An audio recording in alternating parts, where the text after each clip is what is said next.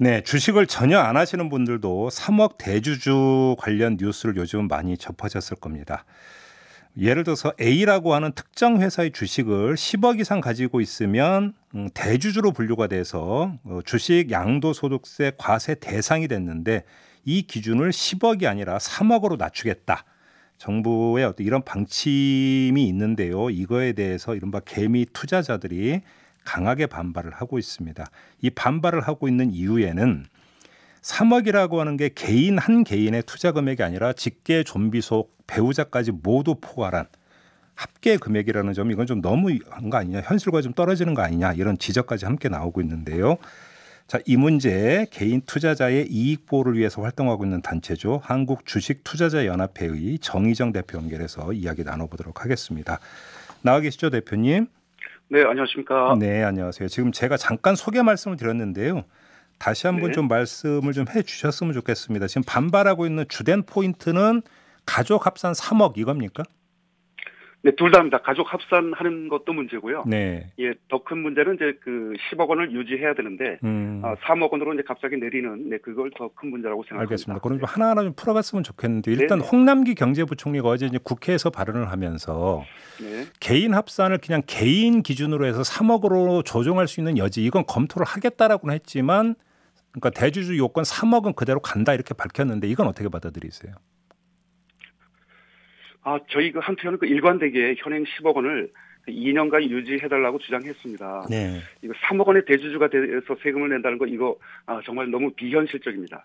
시청자 여러분께 간단한 질문 하나 드리겠습니다. 네. 그 전세 3억 원에 사는 사람을 대부호라고 부르고 재벌세를 걷는 것에 동의하십니까?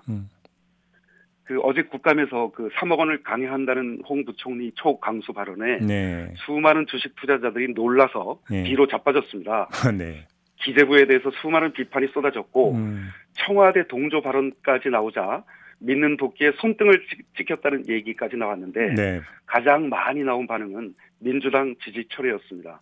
내년 보궐선거 낙선운동과 정권 심판운동 얘기까지도 나오는 중입니다. 그러면 예를 들어서 한 특정 회사의 주식을 그러니까 주식에 대해서 3억을 투자한 것은 그냥 한 개인으로서도 얼마든지 할 수 있는 부분이다 이렇게 뭔가 주장하시는 겁니까, 대표님? 네, 맞습니다. 네.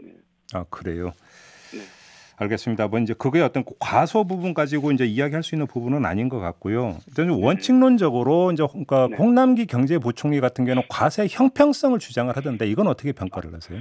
예, 그 주식으로 돈을 벌면 그 세금을 내야 한다는 대전제는 당연히 동의합니다. 네. 그런데 그 정부의 오류가 뭐냐 하면요. 예. 주식 투자를 마치 예금이자나 근로소득처럼 그 리스크가 없는 안전소득과 동일시한다는 점입니다. 월급과 예금을 못 받으면 보험에 의해 정부가 보전해 주는데 네. 예를 들어서 주식으로 9년 동안 10억 원 손해를 봤다면 정부가 보전해 줍니까? 아니죠. 그러다가 1억 원의 이익이 났을 때 세금을 내야 한다는 건데 이것은 예금과 근로소득의 형평과는 전혀 다른 차원입니다. 부총리께서 그 과세 형평을 강조하셨는데 한마디로 어불성설이라고 생각합니다. 왜냐하면 그 외국인과 기관은 공평과세를 하고 있지 않기 때문입니다. 정말 웃기는 게요.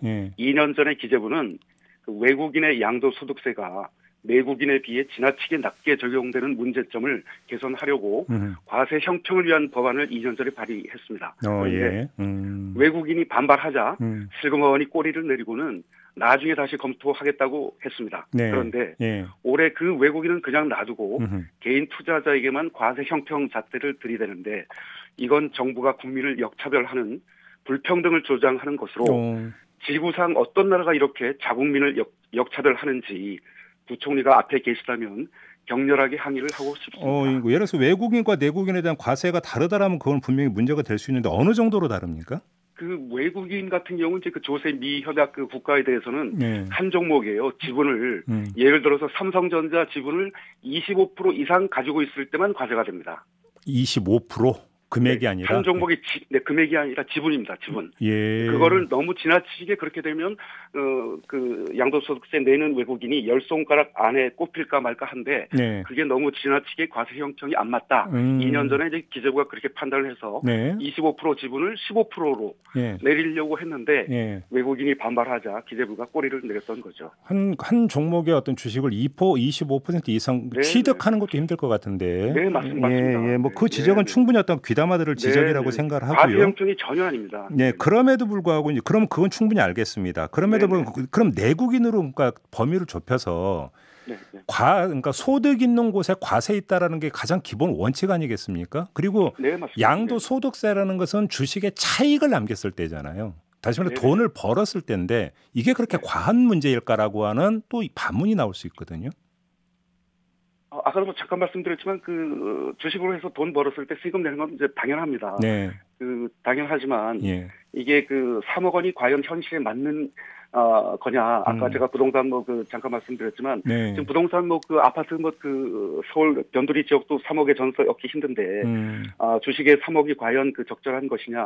이거는 그 논란이 있을 수밖에 없고 아까도 말씀드렸지만 이게 그 예금 이자 소득이라 하면은 전혀 그 조세 저항이 없지만 위험 자산이거든요. 어쩌다가 이익을 보고 대부분 손실을 많이 보거든요. 그러니까 10번 투자해서 9번은 손해를 보고 한 번을만 이제 이익을 보는 주식 투자자들이 700만 명 중에 상당수인데 그 손실은 보전 안 해주고 이익에 대해서만 과세를 한다는 거에 대한 심리적 저항이 상당히 큰 상태입니다.